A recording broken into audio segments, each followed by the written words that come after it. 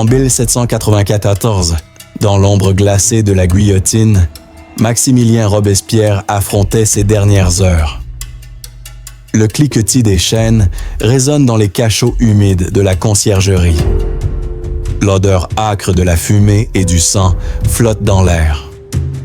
Sous la lueur vacillante des chandelles, l'homme incorruptible, jadis maître de la terreur, contemple un destin inéluctable. Quel mystère cache son silence obstiné? Ses pensées tourbillonnent-elles autour de la révolution qu'il a façonnée ou d'un secret enfoui dans son âme? La foule hurlante réclame sa tête, mais que savait-il vraiment? Plongé dans les dernières 24 heures de Robespierre avant la guillotine, où drame et mystère se dévoilent. En ce 9, Thermidor en 2, dans une cellule glaciale, Maximilien Robespierre fixait l'obscurité. Quel mystère garderait-il face à la mort?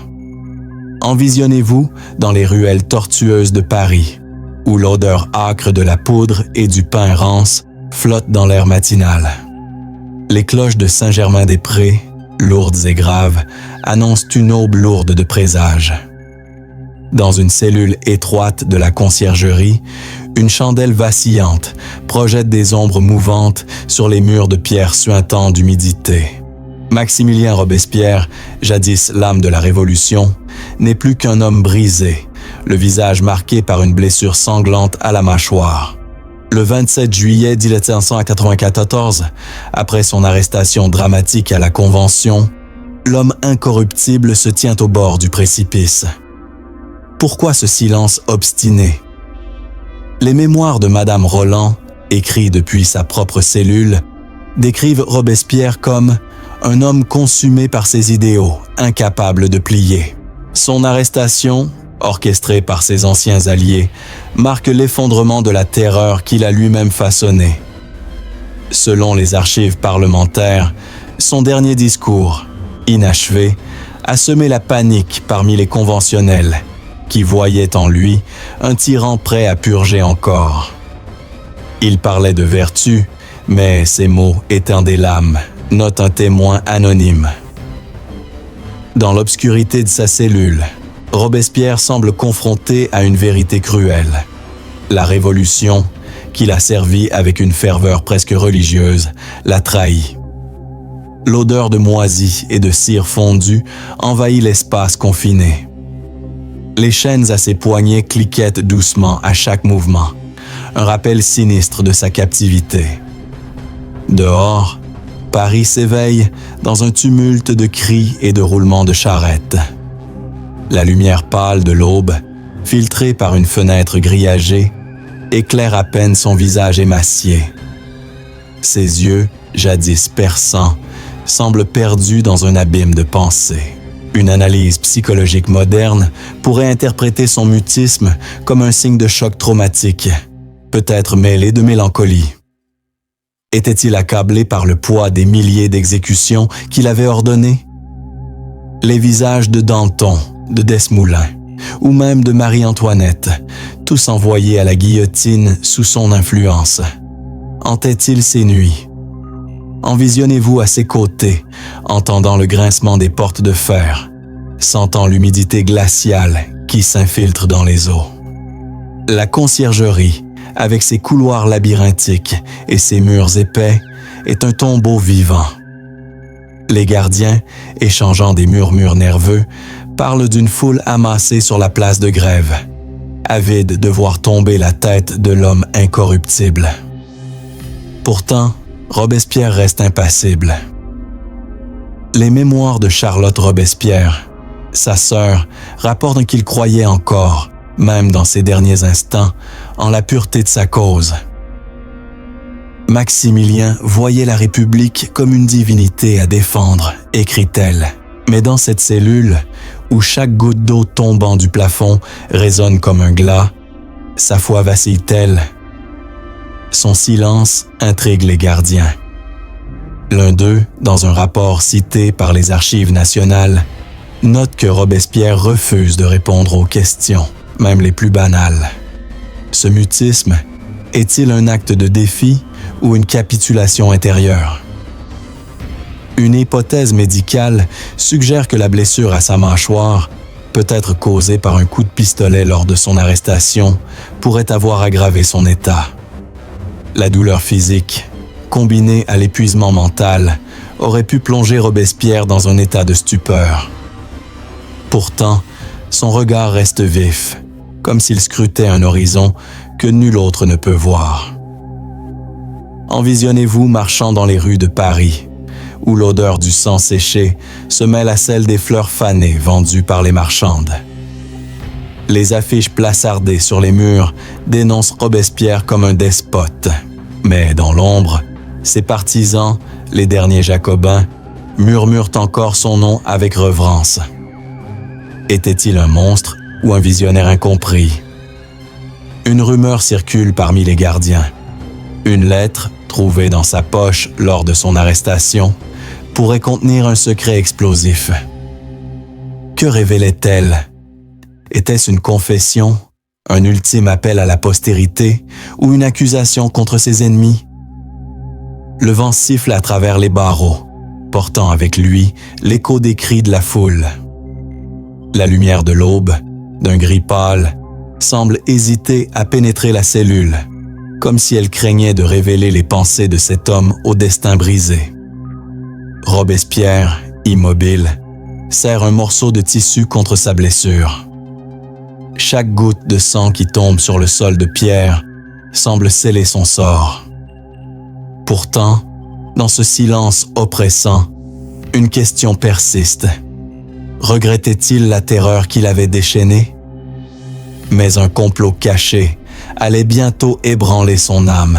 À midi, le 9 Thermidor en deux, les cris de la foule perçaient les murs de la conciergerie. Quel secret Robespierre emportait-il dans son silence? Envisionnez-vous dans les rues bouillonnantes de Paris, où l'odeur âcre de la sueur et de la fumée s'élève sous un soleil brûlant de juillet 1794. Les pavés, encore tachés du sang des exécutions, résonnent sous les pas précipités des passants. Dans une cellule exiguë de la conciergerie, Maximilien Robespierre, l'homme incorruptible, est assis sur une chaise grossière, le visage crispé par la douleur.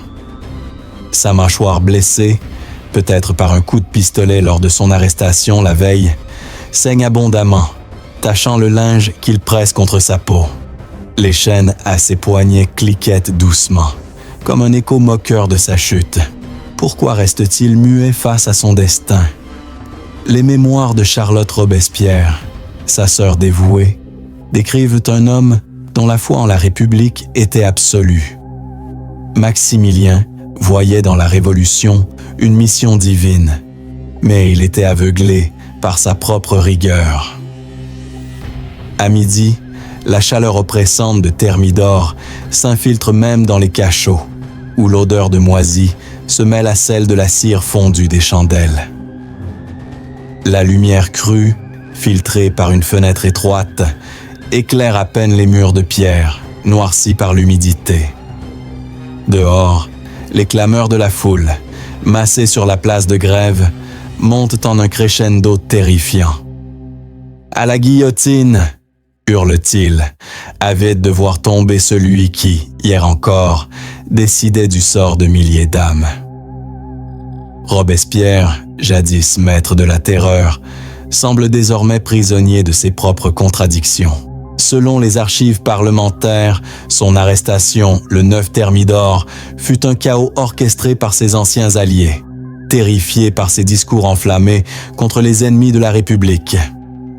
Il voulait purger la Convention, rapporte un député anonyme, mais il a semé les graines de sa propre chute. Dans cette cellule, où chaque goutte d'eau tombant du plafond résonne comme un glas, Robespierre semble confronté à l'ampleur de son échec. Était-il hanté par les visages de ceux qui l'avaient condamné?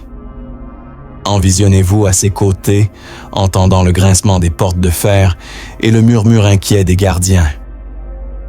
L'architecture austère de la conciergerie, avec ses couloirs sombres et ses murs épais, amplifie chaque son, transformant le cachot en une scène de théâtre macabre. Une analyse psychologique moderne pourrait suggérer que Robespierre souffrait d'un état de dissociation, son esprit oscillant entre déni et résignation. La douleur physique de sa blessure, combinée à l'épuisement d'années de lutte, aurait pu briser sa volonté. Pourtant, son silence persiste, comme s'il refusait de donner à ses ennemis la satisfaction d'une parole. Les mémoires de Madame Roland offrent un autre éclairage. Robespierre était un homme de principe, mais ses principes étaient devenus des chaînes. Avait-il conscience que la terreur, qu'il avait justifiée comme un rempart contre le chaos, s'était retournée contre lui? Les visages de ses victimes, Danton avec son rire tonitruant, Desmoulins, son ami d'enfance, ou même Marie-Antoinette, dont la mort avait scellé la radicalisation de la Révolution, défilaient-ils dans son esprit? Une rumeur, rapportée par les archives nationales, circule parmi les gardiens. Une lettre, trouvée dans sa poche lors de son arrestation, contiendrait des révélations explosives. Était-ce une confession ou un dernier acte de défi? Envisionnez-vous marchant dans les rues de Paris, où l'odeur du pain frais se mêle à celle de la poudre à canon. Les affiches placardées sur les murs dénoncent Robespierre comme un tyran sanguinaire. Mais dans les tavernes, certains jacobins murmurent encore son nom avec ferveur.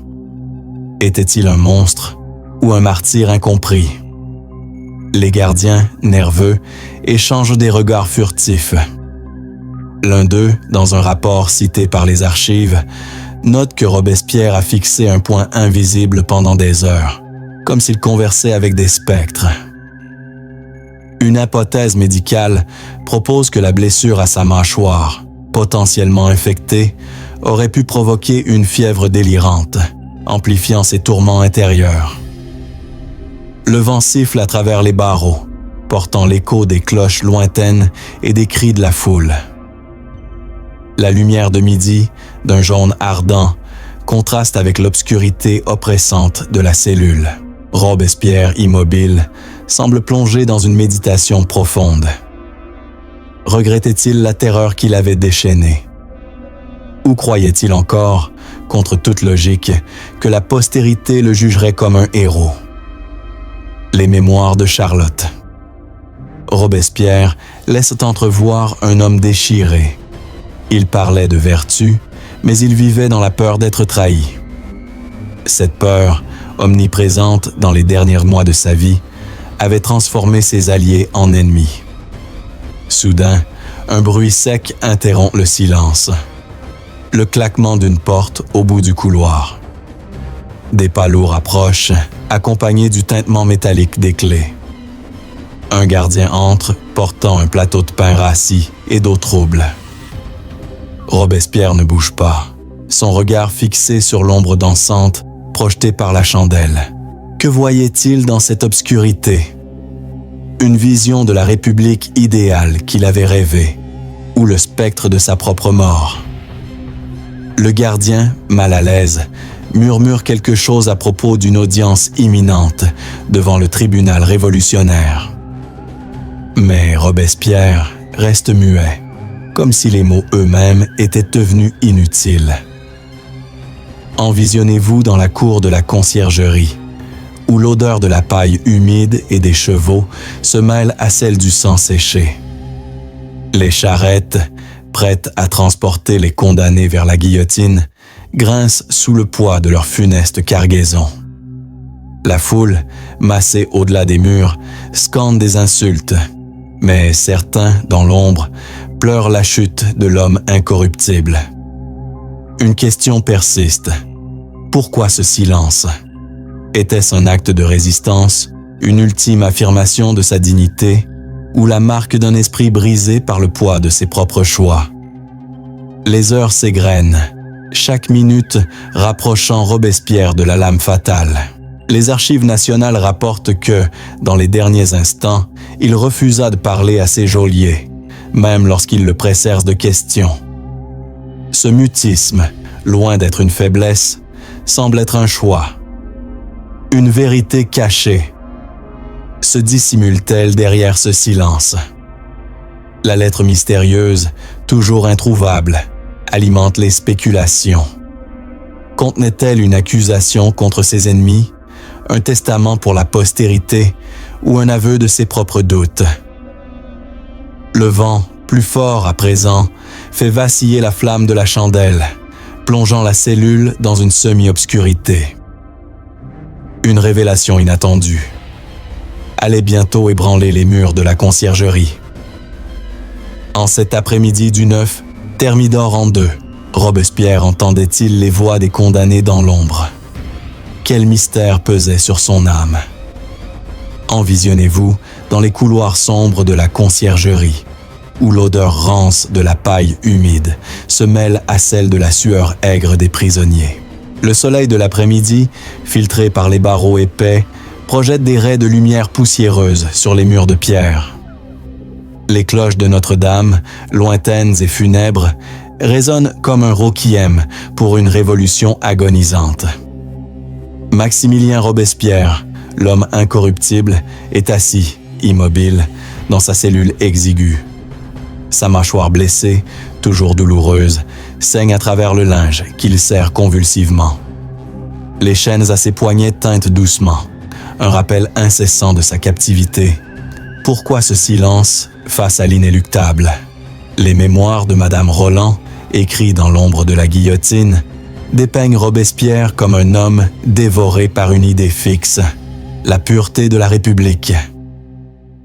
Mais en cet après-midi du 27 juillet 1794, alors que l'heure de son procès approche, il semble confronté à un tribunal bien plus impitoyable, celui de sa propre conscience. Selon les archives parlementaires, son arrestation brutale à la Convention, la veille, a marqué la fin de son règne sur la terreur. Il voulait sauver la France, mais il a semé la peur, note un député anonyme. Dans cette cellule, où l'odeur de moisi sature l'air, Robespierre semble plongé dans une méditation tourmentée. Était-il hanté par les âmes qu'il avait envoyées à la mort? Envisionnez-vous à ses côtés, entendant le craquement des planches sous les pas lourds des gardiens. La lumière déclinante de l'après-midi, d'un orange pâle, éclaire à peine son visage émacié, marqué par la fatigue et la douleur.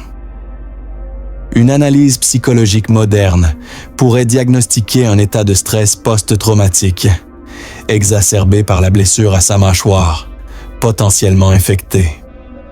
La fièvre, si elle s'est installée, pourrait expliquer les tremblements légers de ses mains. Pourtant, son regard reste fixe, comme s'il voyait au-delà des murs, dans un passé qu'il ne peut effacer. Les mémoires de Charlotte Robespierre révèlent un homme convaincu de sa mission. Maximilien croyait que chaque sacrifice renforçait la République. Mais ici, dans l'obscurité oppressante, ces sacrifices semblent se retourner contre lui.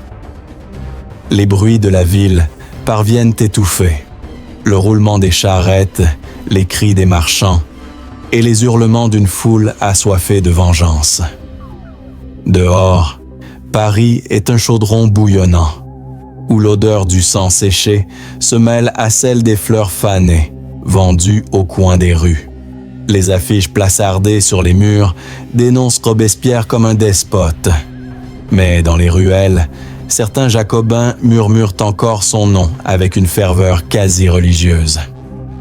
Était-il un tyran ou un visionnaire incompris? Une rumeur persistante, rapportée par les archives nationales, circule parmi les gardiens. Une lettre, trouvée sur Robespierre lors de son arrestation, contiendrait un secret capable de bouleverser la Convention. Que révélait-elle? Envisionnez-vous dans la cour de la conciergerie, où le grincement des charrettes prêtes à transporter les condamnés résonne comme une sentence. L'odeur de la paille humide et des chevaux sature l'air, tandis que les ombres des gardes dansent sur les murs sous la lumière vacillante des torches. Robespierre, dans sa cellule, semble indifférent aux bruits extérieurs. Son silence, noté par un gardien dans un rapport cité par les archives, intrigue. Il n'a pas prononcé un mot, même lorsque nous l'avons interrogé sur la lettre. Ce mutisme est-il un acte de défi, une résignation ou le signe d'un esprit brisé par le poids de ses choix? Une hypothèse médicale suggère que la douleur de sa blessure, combinée à l'épuisement mental, pourrait avoir plongé Robespierre dans un état de stupeur dissociative. Les mémoires de Madame Roland offrent une perspective cinglante. Robespierre parlait de vertu, mais il vivait dans un monde où la vertu était devenue synonyme de mort. Les visages de ses victimes, Danton avec sa voix tonitruante, Desmoulins, son ami d'enfance, ou même Marie-Antoinette, dont l'exécution avait choqué l'Europe, défilaient-ils dans son esprit? Chaque nom, chaque tête tombée sous la guillotine était un maillon dans la chaîne de la terreur qu'il avait forgée. Mais ici, dans cette cellule où l'odeur de cire fondue se mêle à celle du sang séché, Robespierre semble confronté à une vérité plus cruelle. La révolution dévore ses propres enfants. Soudain, un bruit sec brise le silence. Le claquement d'une porte au fond du couloir. Des pas lourds approchent, accompagnés du tintement métallique des clés. Un gardien entre, portant un message scellé. Robespierre lève les yeux, son regard perçant malgré la douleur. Le gardien, mal à l'aise, murmure que le tribunal révolutionnaire l'attend bientôt. Mais Robespierre ne répond pas. Que voyait-il dans l'ombre? Une vision de la République idéale qu'il avait rêvée ou le spectre de sa propre fin? Les archives nationales rapportent que, lors de son arrestation, un fragment de papier froissé fut saisi sur lui. Était-ce une lettre à la postérité, une accusation contre ses ennemis ou un aveu de ses doutes? Les gardiens, nerveux, échangent des regards. L'un d'eux chuchote que la lettre a disparu, peut-être subtilisée par un allié ou un ennemi. Envisionnez-vous dans les rues de Paris, où l'odeur du pain frais se mêle à celle de la poudre à canon. Les cloches sonnent encore, leur écho se perdant dans le vacarme de la foule. La lumière de l'après-midi, déclinante, projette des ombres longues sur les pavés. Dans la cellule, la chandelle s'éteint lentement, plongeant Robespierre dans une semi-obscurité. Son silence, loin d'être une faiblesse, semble être un choix délibéré. Une vérité cachée. Se dissimule-t-elle derrière ce regard? Était-il en train de juger la révolution qu'il avait façonnée, ou se préparait-il à affronter la mort avec la même rigueur qu'il avait imposée aux autres? Les heures s'écoulent, chaque minute rapprochant Robespierre de la guillotine. Les mémoires de Charlotte Robespierre laissent entrevoir un homme déchiré. Il croyait en la vertu, mais il vivait dans la peur de l'échec. Cette peur, omniprésente dans ces derniers mois, avait transformé ses alliés en ennemis mortels. Pourtant, dans cette cellule, où chaque goutte d'eau tombant du plafond résonne comme un compte à rebours, Robespierre semble chercher une dernière lueur d'espoir. Regrettait-il les vies sacrifiées au nom de la République? Ou croyait-il encore, contre toute raison, que l'histoire lui rendrait justice? Le vent siffle à travers les barreaux, portant l'écho des cris de la foule, plus proches à présent. La lumière déclinante de l'après-midi, d'un gris orangé, semble hésiter à pénétrer la cellule, comme si elle craignait de révéler les pensées de cet homme au destin brisé. Robespierre, immobile, serre le linge contre sa mâchoire. Chaque goutte de sang qui tombe sur le sol de pierre semble sceller son sort. Mais dans ce silence oppressant, une question persiste. Que cachent les derniers instants de l'homme incorruptible? Une découverte inattendue allait bientôt secouer les fondements de la Révolution. Au crépuscule du 9, Thermidor en deux, Robespierre se tenait devant son destin. Que cachent ces derniers regards? Envisionnez-vous dans les couloirs oppressants de la conciergerie, où l'odeur âcre de la sueur et du métal rouillé sature l'air. Le soleil déclinant de l'après-midi, le 27 juillet 1794, projette une lumière rougeoyante à travers les barreaux, peignant les murs de pierre d'une teinte sanglante. Les cloches de Saint-Sulpice, graves et solennelles, résonnent au loin, comme un chant funèbre pour une époque révolue. Maximilien Robespierre, l'homme incorruptible, est assis sur un tabouret bancal, son visage marqué par une blessure à la mâchoire qui saigne encore. Les chaînes à ses poignets cliquettent à chaque mouvement, un écho sinistre de sa chute. Pourquoi reste-t-il silencieux face à l'imminence de son jugement? Les mémoires de Charlotte Robespierre décrivent un homme convaincu que son sacrifice servirait la postérité. Maximilien voyait dans la Révolution une flamme éternelle, même si elle devait le consumer. À ce moment, alors que l'heure de son audience devant le tribunal révolutionnaire approche, Robespierre semble plongé dans une réflexion profonde sur son dissane. Selon les archives parlementaires, son arrestation la veille, marquée par un chaos indescriptible à la Convention, a scellé son sort. Il parlait de vertu, mais sa voix était devenue une menace, note un témoin anonyme. Dans cette cellule exiguë, où l'odeur de cire fondue se mêle à celle du sang séché, Robespierre semble confronter une question cruciale. La Révolution était-elle son triomphe ou sa tragédie? Envisionnez-vous à ses côtés, entendant le grincement des portes de fer et le murmure des gardiens échangeant des regards nerveux. La lumière déclinante du crépuscule, d'un rouge profond, éclaire à peine son visage émacié, où la douleur et la fatigue ont creusé des sillons. Une analyse psychologique moderne pourrait suggérer que Robespierre, accablé par des années de tension, souffrait d'un épuisement mental proche de l'effondrement. Sa blessure à la mâchoire, peut-être infectée, amplifie son calvaire physique, provoquant des tremblements légers et une possible fièvre. Pourtant, son silence persiste, comme s'il refusait de se plier aux accusations de ses ennemis. Était-il en train de juger son propre héritage? Les mémoires de Madame Roland offrent un regard acéré. Robespierre voulait purifier la France, mais il a noyé ses idéaux dans le sang. Dans cette cellule, où chaque goutte d'eau tombant du plafond résonne comme un compte à rebours, il semble revoir les moments clés de son ascension. Les discours enflammés au club des Jacobins, les foules en liesse et les exécutions qu'il avait justifiées comme nécessaires. Les visages de Danton, de Desmoulins et même de Marie-Antoinette, dont la mort avait galvanisé la terreur, défilaient-ils dans son esprit. Les archives nationales rapportent une rumeur persistante. Une lettre mystérieuse, saisie lors de son arrestation, contiendrait des révélations sur ses intentions ultimes. Que contenait-elle? Était-ce un appel à ses partisans, une accusation contre ses rivaux ou un testament pour l'histoire? Envisionnez-vous dans les rues de Paris, où l'odeur du pain rance se mêle à celle de la poudre à canon.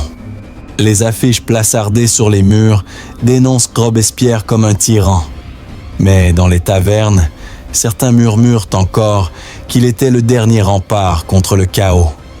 Les cloches continuent de sonner, leur écho se perdant dans le vacarme d'une foule amassée sur la place de Grève, impatiente de voir la guillotine s'abattre. Dans la cellule, la chandelle vacille, projetant des ombres dansantes sur les murs comme des spectres de la Révolution. Robespierre, immobile, semble absorbé par une pensée insondable. Regrettait-il les vies sacrifiées au nom de la vertu? Soudain, un bruit sec déchire le silence. Le claquement d'une porte au bout du couloir. Des pas lourds approchent, accompagnés du tintement métallique des clés. Un gardien entre, portant une tunique grossière pour remplacer les vêtements tachés de sang de Robespierre. « Le tribunal vous attend », murmure-t-il, évitant le regard perçant du prisonnier. Mais Robespierre ne répond pas. Son silence, noté dans un rapport des Archives nationales, intrigue les geôliers. Il fixe l'obscurité comme s'il voyait l'avenir. Une hypothèse médicale propose que la douleur chronique et la fièvre pourraient avoir altéré sa perception, le plongeant dans un état de délire lucide. Pourtant, son regard reste vif, comme s'il cherchait à graver ses dernières pensées dans l'éternité. Envisionnez-vous dans la cour de la conciergerie, où l'odeur de la paille humide et des chevaux sature l'air. Les charrettes, prêtes à transporter les condamnés, grincent sous le poids de leur cargaison macabre. La foule, au-delà des murs, scande des insultes, mais quelques voix, étouffées, pleurent la chute de l'homme incorruptible. Une question persiste. Pourquoi ce silence face à l'imminence du jugement? Était-ce un acte de défi, une méditation sur son rôle dans l'histoire, ou le signe d'un esprit brisé par le poids de ses propres idéaux? Les mémoires de Charlotte Robespierre laissent entrevoir un homme déchiré. Il vivait pour la République, mais il est mort seul. Le vent siffle à travers les barreaux, portant l'écho des cris de la foule, plus proches à présent. La lumière du crépuscule, d'un rouge ardent, semble embraser la cellule, comme si le ciel lui-même prédisait le sang à venir. Robespierre, serrant le linge contre sa mâchoire, semble plongé dans une réflexion finale. Était-il en train d'écrire mentalement son dernier discours? Les archives parlementaires rapportent que, lors de son arrestation, il tenta de s'exprimer, mais sa voix fut noyée par les cris de ses ennemis. Dans cette cellule, où chaque ombre semble murmurer les noms de ses victimes, il semble chercher une ultime justification.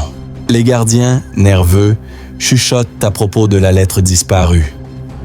Selon une note des Archives nationales, elle fut confiée à un officier, mais son contenu reste inconnu. Contenait-elle une défense passionnée de ses actions, un aveu de ses erreurs, ou un plan pour rallumer la flamme de la Révolution? Robespierre, immobile, semble indifférent aux rumeurs. Son silence, loin d'être une capitulation, pourrait être une arme, une dernière révolte contre ses accusateurs. Mais contre qui ou contre quoi se bat-il encore? La République qu'il a rêvée, ou l'ombre de sa propre légende? Envisionnez-vous marchant dans les rues de Paris, où l'odeur des fleurs fanées se mêle à celle du sang séché. Les cloches sonnent encore, leur écho se perdant dans le tumulte d'une ville au bord du chaos. Dans la cellule, la chandelle s'éteint, plongeant Robespierre dans une obscurité presque totale. Chaque goutte de sang tombant sur le sol de pierre résonne comme un glas. Mais dans ce silence oppressant, une question demeure. Que cherchait-il à protéger dans ces derniers instants? Une révélation choquante allait bientôt ébranler le tribunal. En cette nuit du 9, Thermidor en 2, Robespierre affrontait le tribunal. Que révélait son silence face à ses accusateurs? Envisionnez-vous dans une salle étouffante du tribunal révolutionnaire où l'odeur âcre de la sueur humaine se mêle à celle de l'encre et du papier jauni. La nuit du 27 juillet 1794 enveloppe Paris d'un voile d'obscurité, percé seulement par la lueur vacillante des chandelles. Les cloches de la Sainte-Chapelle, lourdes et lugubres, résonnent au loin, comme un avertissement du destin. Maximilien Robespierre, l'homme incorruptible, est traîné devant ses juges, ses chaînes cliquetant à chaque pas. Sa mâchoire blessée, toujours saignante, déforme son visage, mais ses yeux brûlent d'une intensité étrange. Pourquoi reste-t-il muet face à la mort qui l'attend? Les archives parlementaires décrivent un procès expéditif, presque théâtral, où Robespierre, jadis maître des discours, est réduit au silence. Ses accusateurs craignaient ses mots autant que sa présence, note un greffier anonyme. Dans cette salle bondée, où les murmures des spectateurs se mêlent au craquement des bancs de bois, Robespierre semble ailleurs, comme s'il jugeait ses juges. Les mémoires de Charlotte Robespierre révèlent un homme convaincu de son rôle historique. Maximilien voyait dans chaque épreuve une étape vers l'immortalité de la République. Mais ici, sous la lumière tremblante des chandelles, son idéal semble s'effondrer. Était-il en train d'accepter son sort ou de défier ses ennemis? Envisionnez-vous dans cette salle oppressante, entendant le bourdonnement des voix et le grattement des plumes sur le papier. L'odeur de la cire fondue sature l'air, tandis que les ombres des juges, projetées sur les murs, dansent comme des spectres de la Révolution. Une analyse psychologique moderne pourrait suggérer que Robespierre, épuisé par des années de lutte et affaibli par sa blessure, souffrait d'un état de dissociation. La douleur physique, exacerbée par une possible infection de sa mâchoire, pourrait avoir altéré sa capacité à répondre. Pourtant, son silence, loin d'être une faiblesse, semble un choix délibéré. Les mémoires de Madame Roland offrent un regard incisif. Robespierre croyait que ses silences parleraient plus fort que ses discours.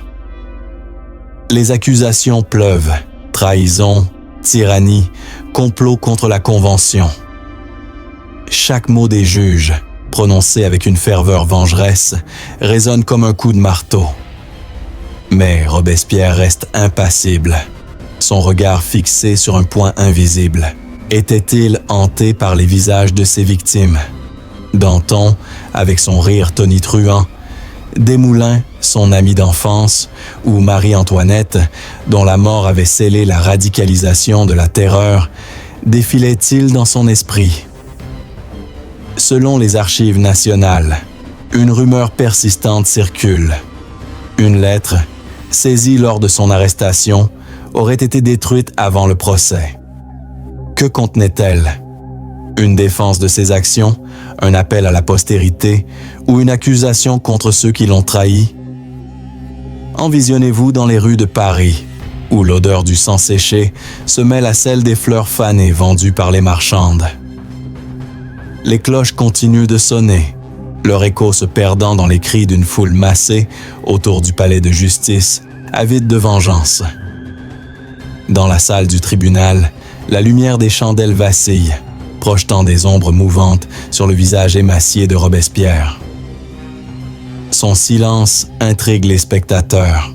Un gardien cité dans les archives note « Il n'a pas ouvert la bouche, même lorsque les juges l'ont sommé de parler ». Était-ce un acte de défi, une résignation face à l'inéluctable ou le signe d'un esprit brisé par le poids de ses propres idéaux? Soudain, un cri déchire l'atmosphère. « À la guillotine !» La foule, à l'extérieur, reprend le refrain, ses hurlements pénétrant les murs épais. Robespierre, immobile, semble indifférent aux accusations.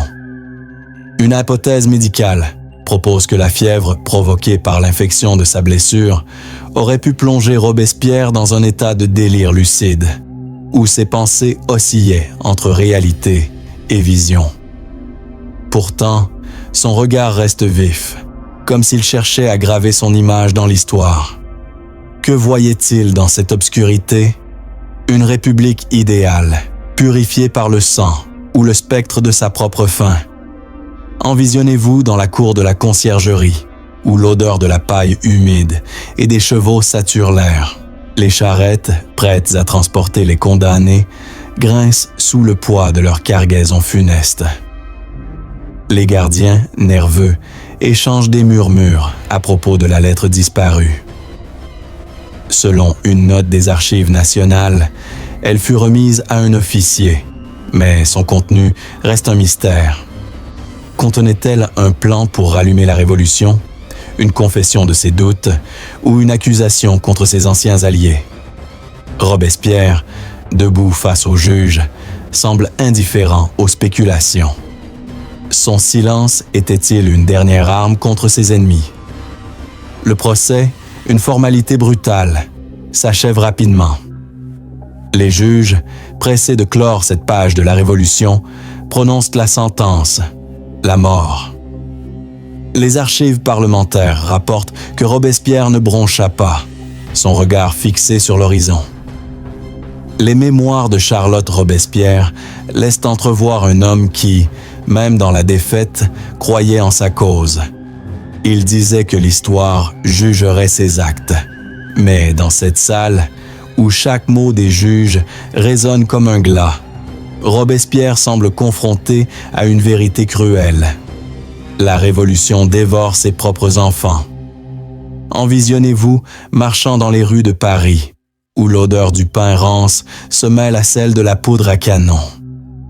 Les cloches sonnent encore, leur écho se perdant dans le tumulte d'une ville en ébullition. Dans la salle du tribunal, la lumière des chandelles s'éteint une à une, plongeant la scène dans une semi-obscurité. Robespierre, escorté par les gardiens, est ramené dans sa cellule pour ses dernières heures. Chaque pas, chaque cliquetis de ses chaînes semble sceller son sort. Mais son silence persiste, comme s'il refusait de donner à ses ennemis la satisfaction d'une parole. Que cherchait-il à protéger dans ces derniers instants? Les gardiens, nerveux, chuchotent à propos des rumeurs qui circulent dans Paris. Certains jacobins, tapis dans l'ombre, parlent d'un complot pour sauver Robespierre. D'autres affirment que la lettre disparue contenait un secret capable de renverser la Convention. Les archives nationales restent muettes sur son contenu, mais les spéculations enflamment les imaginations. Était-ce un dernier acte de résistance ou une confession silencieuse? Robespierre, dans l'obscurité de sa cellule, semble indifférent aux murmures. Sa blessure, toujours douloureuse, le fait grimacer à chaque mouvement. Mais son regard reste fixé sur un horizon invisible. Le vent siffle à travers les barreaux, portant l'écho des cris de la foule, plus proches à présent. La lumière de la nuit, d'un bleu glacé, filtre à peine dans la cellule, projetant des ombres sinistres sur les murs. Robespierre, immobile, serre le linge contre sa mâchoire. Chaque goutte de sang qui tombe sur le sol de pierre résonne comme un compte à rebours. Dans ce silence oppressant, une question demeure. Regrettait-il la terreur qui l'avait déchaîné? Ou croyait-il encore, contre toute raison, que son sacrifice servirait la République? Une vérité choquante allait bientôt émerger des ténèbres. À l'aube du 10, Thermidor en 2, Robespierre marchait vers la guillotine. Quel secret emportait-il dans l'éternité? Envisionnez-vous dans les rues tumultueuses de Paris, où l'odeur âcre du sang séché se mêle à celle de la sueur et de la peur. L'aube du 28 juillet 1794 éclaire faiblement la ville, baignant les pavés d'une lumière pâle et froide.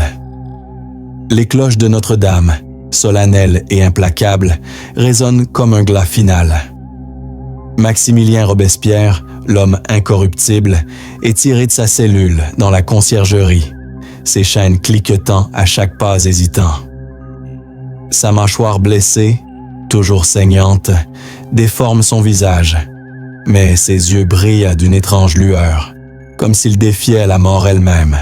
Pourquoi son silence persiste-t-il face à la foule hurlante? Les archives parlementaires décrivent une exécution rapide, presque mécanique, orchestrée pour effacer Robespierre de l'histoire.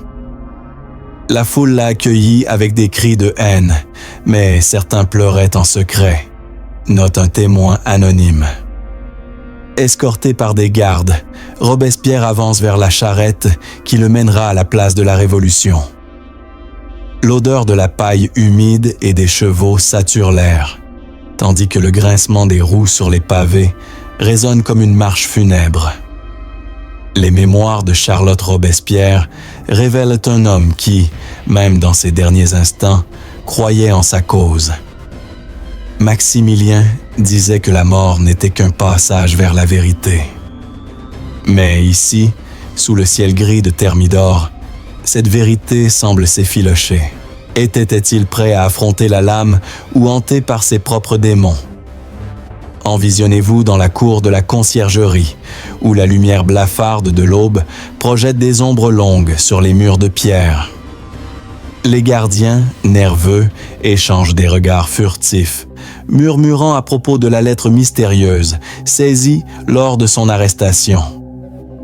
Selon une note des Archives nationales, cette lettre, jamais retrouvée, aurait contenu des révélations capables de bouleverser la Convention.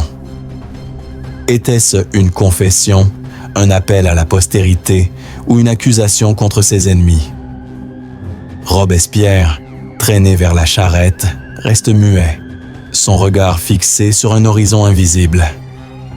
Une analyse psychologique moderne pourrait suggérer que son silence, amplifié par la douleur de sa blessure et une possible fièvre, reflétait un état de dissociation finale. La blessure à sa mâchoire, probablement infectée, aurait pu provoquer des hallucinations, le plongeant dans un monde où passé et présent se confondaient. Les mémoires de Madame Roland offrent un dernier éclairage. Robespierre était un homme de principe, mais ses principes l'ont conduit à sa perte. Alors que la charrette s'ébranle, les cris de la foule, un mélange de fureur et de triomphe, s'élèvent comme une tempête. Envisionnez-vous parmi eux, entendant le vacarme des insultes et le claquement des sabots sur les pavés. L'odeur de la poudre à canon et des fleurs fanées flotte dans l'air, tandis que la lumière pâle de l'aube éclaire à peine les visages déformés par la haine.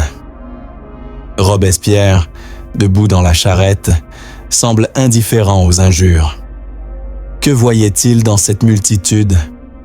Une république trahie, ou le reflet de ses propres échecs. La place de la Révolution, dominée par la silhouette sinistre de la guillotine, apparaît au loin. L'odeur du sang séché imprègne les pavés, un rappel des milliers de têtes tombées sous la lame. Les Archives nationales rapportent que la foule, massée autour de l'échafaud, hurlait des malédictions, mais certains, dans l'ombre, pleurèrent la chute de l'homme incorruptible. Robespierre, immobile, semble absorbé par une pensée insondable. Une hypothèse médicale propose que la fièvre et la douleur auraient pu altérer sa perception, le plongeant dans un état de délire lucide où les visages de Danton, Desmoulins et Marie-Antoinette dansaient devant ses yeux. Regrettait-il la terreur qui l'avait déchaîné? Ou croyait-il encore que son sacrifice purifierait la Révolution? Envisionnez-vous sur la place, où le vent glacial porte l'écho des cloches et des cris. La guillotine, dressée comme une idole cruelle, projette une ombre menaçante. Les gardiens descendent Robespierre de la charrette, ses chaînes cliquetant une dernière fois. Son silence, noté par un témoin dans les archives, intrigue jusqu'au bout. Il n'a pas prononcé un mot, même face à la lame. Était-ce un acte de défi, une résignation ou la marque d'un esprit brisé par le poids de ses idéaux? Les mémoires de Charlotte Robespierre laissent entrevoir un homme convaincu que l'histoire le jugerait. Il disait que la vérité triomphe toujours, même dans la mort. Soudain, un cri déchire l'air. « À bas le tyran !» La foule, en délire, presse contre les barrières, tandis que le bourreau ajuste la lame. Robespierre, conduit vers l'échafaud, lève les yeux vers le ciel gris. Que cherchait-il dans cette dernière lueur? Une vision de la République idéale ou le pardon pour ses péchés? Les Archives nationales rapportent une anecdote troublante. Juste avant l'exécution, un officier aurait glissé un fragment de papier dans sa poche. Peut-être un vestige de la lettre disparue. Une révélation choquante allait être découverte après des siècles. Des décennies plus tard, un document, retrouvé dans les archives secrètes d'un Jacobin, révéla un message cryptique attribué à Robespierre. La vertu triomphe dans l'ombre, mais la vérité attend son heure. Était-ce une prophétie, un aveu ou un dernier défi à ses ennemis? Envisionnez-vous au pied de la guillotine, où l'odeur du sang frais sature l'air. Le bourreau arrache le bandage de la mâchoire de Robespierre, provoquant un cri de douleur, le seul son qu'il émettra. La foule, en transe, hurle de joie, mais certains détournent les yeux. La lame s'abat dans un fracas métallique et le silence tombe, lourd et définitif.